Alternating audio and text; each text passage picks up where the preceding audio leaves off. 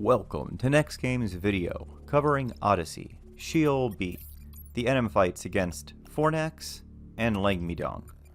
In this video, I'll go over the Fornax and Langmeidong NM strategies and show you battle examples against Fornax and Langmeidong. Fornax is a cluster type mob with access to all the usual cluster attacks, including self-destruct. Due to this, make sure you have Migawari up at all times. Also, in my battle example, the NM simply died after he used self-destruct twice, so dealing full damage may not be necessary. He is a Dark Knight type mob that will use Blood Weapon as his SP ability. He will also absorb all magic damage while his adds are out, so be careful if you are MBing around the period of time when he could summon them. Now Langmeidong is a giant bird type mob with access to all of the usual attacks including Stormwind and Giga Scream. Some of these abilities can hit kind of hard if shadows are down, so I again recommend keeping Migawari up. She is a thief type mob that seemed to gain a defensive buff when her adds pop, so keep this in mind. I was trying to take out 3 NMs in a single run, and this was the third, so time was short. I made the decision when the adds popped to keep going with the main NM in the interest of time. You will see just how much it slows me down, so keep this in mind if you ever make the decision to take out the main NM before the adds. Additionally, I ran out of time before I was able to finish the final of the 2 adds. However, I still got credit for the NM kill and his drops. So if you're ever wondering if you would get credit for the kill if you didn't kill all 3, the answer is definitively yes. Now of course, the other 2 aren't going to despawn, so if your time doesn't run out, you're still going to have to deal with them one way or another, but you definitely still get credit at the Moogle outside of the run if you defeat the NM alone. Now as we've just been discussing, all Sheol B NMs will spawn adds somewhere between 30 and 70% hit points. When these pop, you will want to throw up Isikagen and switch to your evasion gear to take out those 2 adds. Then switch back to your DD gear and finish taking out the boss. Note that I will not be following that strategy for the Langmeidong NM today, as I was short on time. You will see the complications I encounter, which includes some targeting issues since I was fighting around so many other mobs that were still in the area. As always, I recommend using Joachim or Olmia for March, Korumoru, Arcelia, or King of Hearts for Haste, and Monborough and Yoran Oran for Cures. Adding ArcEV to the scenario can help on some NMs if you are having trouble taking all 3 mobs when the adds pop. He's also very useful for the 2 NMs that can possibly charm you. If I don't need to use ArcEV, I use Koltada in place of him for extra attack. Let's see how these runs go. Enjoy the runs, everyone.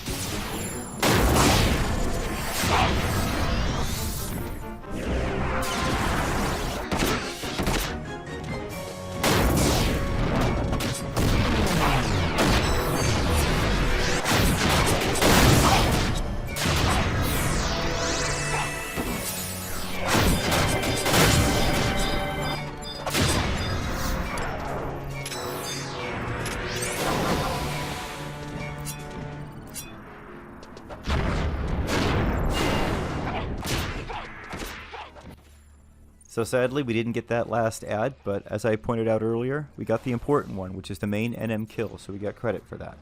So I have 6 left to do before I've killed all the NMs in Sheol B. I'm going to try and do several other dual NM runs this week, or even 3 NM runs, to see how many of these we can get done. Look for more of those videos in the coming week or two. Thanks for watching, everyone. Stay safe and stay healthy.